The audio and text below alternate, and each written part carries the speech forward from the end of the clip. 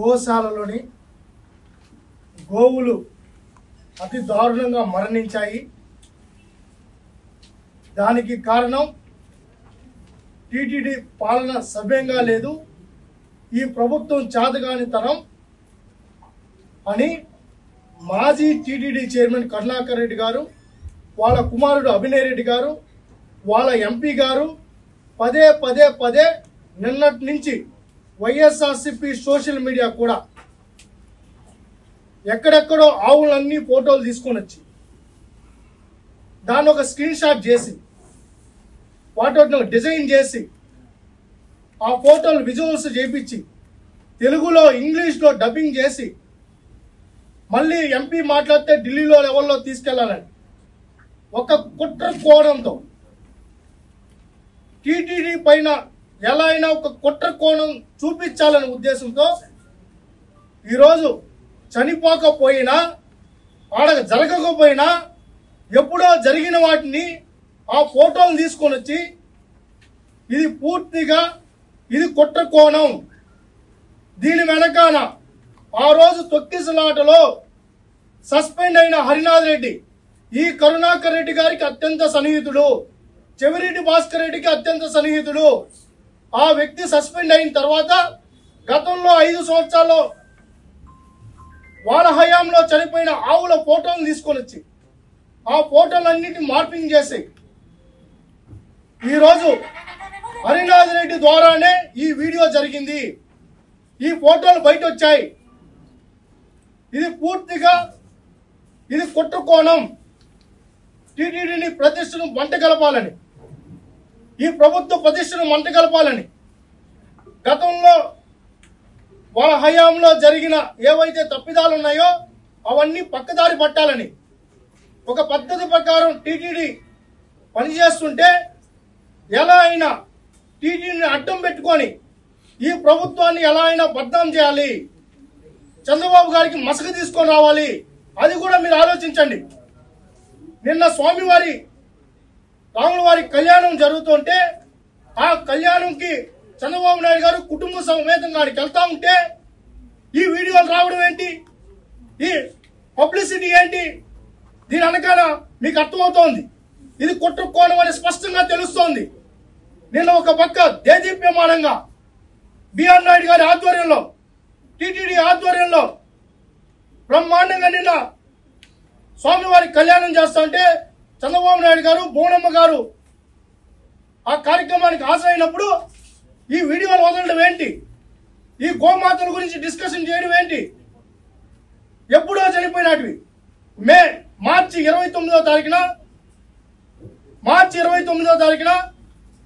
ఒక యాక్సిడెంట్ లో ఒక ఆవు చనిపోతే ఇన్ని రోజులు కళ్ళు మూసుకున్నారా అని అడుగుతున్నాం. కరుణాకర్ రెడ్డి గారు మీకు కలపలేదా? మార్చి 29వ తేదీ జరిగితే ఈ రోజు నిన్న స్వామివారి కళ్యాణం జరుగుతా ఉంటే ఎందుకు బయట పెట్టారు? దీని వెనకాల పెద్ద స్థాయిలో కుట్ర కోణం ఉంది. ఒక పక్క పాస్టర్లది, ఒక పక్క టీటీడీది. ఈ ప్రభుత్వాన్ని ఎలా అయినా ఇబ్బంది పెట్టాలి, అన్ని కోణాల్లో ఇబ్బంది పెట్టాలి. హరినాథ్ రెడ్డి హయాంలో ఒక పెద్ద కుంభకోణాలు చేశారు వీళ్ళు. ఈ రోజు స్వదేశీ ఆవుల పేరుతో ఎంత కుంభకోణాలు జరిగాయో అవన్నీ బయటికి తీస్తాం, వదిలిపెట్టే ప్రసక్తే లేదు. ఎక్కడో చనిపోతే సంబంధం లేని ఆవులన్నీ తీసుకొని వచ్చి ఫోటోలు తీసుకొని వచ్చి ఇక్కడ పెడితే నువ్వు 2 సార్లు టీటీడీ చైర్మన్ గా పనిచేశారు. మీరు టీటీడీ గురించి ఇలా నా బద్నాం చేసేది? ప్రపంచమంతా కలియుగ ప్రత్యక్ష దైవం వెంకటేశ్వర స్వామిని పూజిస్తా ఉంటే నువ్వు చైర్మన్ గా పనిచేస్తుంటే నువ్వు నిజంగా తప్పు జరిగితే ఫిర్యాదు చేయాలి, కానీ నీ దగ్గర ఆధారాలు ఉంటే నువ్వు పోవాలి. కానీ ఏంటి ఇదంతా మీడియా పబ్లిసిటీ ఏంటి, స్టంట్లు ఏంటి? మేము ఒక పక్క ఎంపీతో ఢిల్లీలో మీరు బయటలు తీసి ఢిల్లీకి పంపించాలని చూస్తారు. ఏంటి నిన్న మీరు పడిన హడావిడి, మీ పార్టీ పడిన హడావిడి ఏంటి ఇదంతా? ఒక పక్క స్వామివారి కళ్యాణంగానో కల్లారా చూసుకునే భాగ్యం లేకుండా చేయాలనా? ఇది పూర్తి స్థాయిలో భవిష్యత్తులో కూడా ఇలాంటి కుట్ర కోణాలు వచ్చే పరిస్థితి ఉంది. కాబట్టి రాష్ట్ర విజిలెన్స్ ఇంటెలిజెన్స్ ని మేము కోరుకుంటున్నాం, దీనిపైన సమగ్ర విచారణ జరిపించాలి, టీటీడీ కూడా స్పందించాలి, దీని మీద ఎంక్వైరీ కమిటీ వేయాలి. ఎవరైతే దీనిలో భాగస్వాములైన కుట్రకోణంలో భాగస్వాములైన హరినాథ్ రెడ్డి ప్లస్ కరుణాకర్ రెడ్డి వాళ్ళ కొడుకు దీంట్లో ఉన్న ఉద్యోగస్తులు అందరి మీద చర్యలు తీసుకోవాలి. భవిష్యత్తులో ఇంకో కుట్రకోణం వెలుగులోకి రాకుండా ఇలాంటి ప్రచారాలు జరగకుండా ఆపేలా చర్యలు తీసుకోవాలని, దాంతో పాటు ఇంకోటి కూడా చెప్తాం. గతంలో చిన్న విషయాల్లో కూడా కేసులు పెట్టారు టీటీడీ వాళ్ళు. చిన్న విషయాల్లో కూడా ఒక చిన్న పోస్ట్ పెట్టానో చిన్న మాట చెప్తానో కేసులు పెట్టిన పరిస్థితి నెలకొని ఉంది. కాబట్టి కరుణాకర్ రెడ్డి గారి మీద ఖచ్చితంగా కేసు నమోదు చేయాలి. దీని మీద విచారణ చేయించాలి. భవిష్యత్తులో టీటీడీ అప్రతిష్ట పాలు కాకుండా ఉండాలని టీటీడీ బోర్డును కూడా రిక్వెస్ట్ చేస్తున్నాం. మేము తిరుపతి ప్రజలుగా, స్వామివారి భక్తులుగా ఈరోజు 2 రోజుల నుంచి ఈ సంఘటనలు చూసిన కళ్ళలో నీళ్లు వస్తున్నాయి.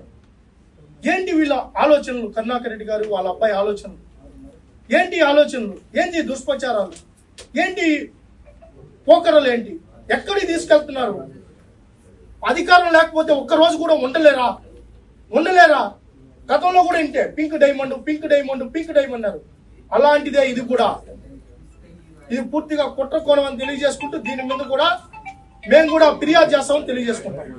ప్రభుత్వం అప్రతిష్ట పాలయ్యేలాగా చొరవ చూపిస్తూ గత పాలకులతో సఖ్యతగా ఉన్నారో వాళ్ళ మీద చర్యలు తీసుకోవాలని నరసింహన్న గారి ఆధ్వర్యంలో డిప్యూటీ మేయర్ గా కావచ్చు, సీతావర్మన్ కావచ్చు, తెలుగుదేశం పార్టీ నాయకులు అందరం పోయి బిఆర్ నాయుడు గారిని కలిసి వీళ్ళందరినీ సాగనంపే కార్యక్రమం కూడా తీసుకుంటాం.